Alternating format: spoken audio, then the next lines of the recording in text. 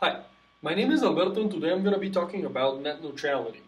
So, according to Statista, which is one of the world's most trustworthy research institutions, over 57% of the people living in the US are Netflix subscribers. This includes me and probably some of you as well, considering it's over half the US population. Now, join me in this hypothetical. Imagine that, okay, I pay $60 a month for my high-speed internet. And this high-speed internet works perfectly with my Facebook, with my YouTube, but every time I log on to Netflix, my internet just becomes really slow. And my TV shows are really crappy, and my movies are just getting stuck all the time. Now, this would obviously make me really mad. This situation actually happened in real life.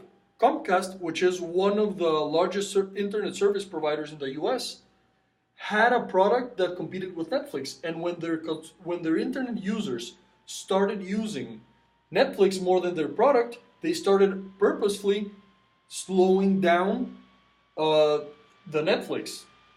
Now, this was actually a big deal, and Netflix called them out on it, and they settled.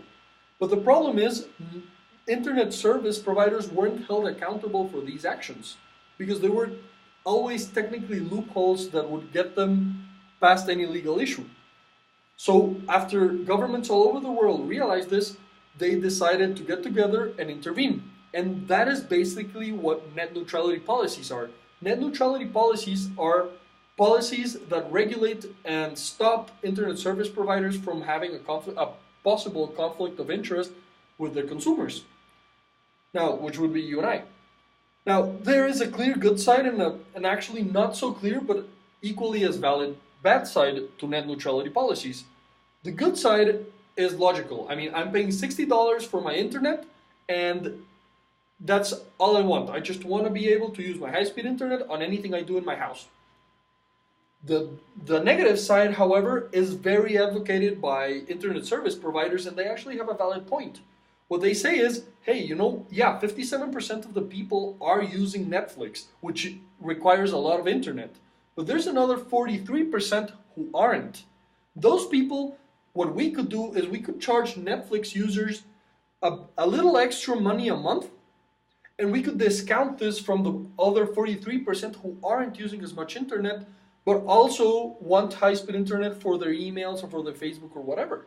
And so both sides of the aisle are basically advocating the same thing. They're saying, hey, we want the same thing. We want freedom, but what we're saying is we should be allowed to charge a little more to people who use more of our product, and this would allow us to subtract money from those who use less of our product.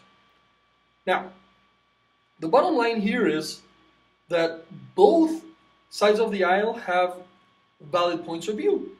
And the question that needs to be answered is, well, what is going to give us the best service, the better internet, and the best user experience? Is it going to be regulation through net neutrality policies?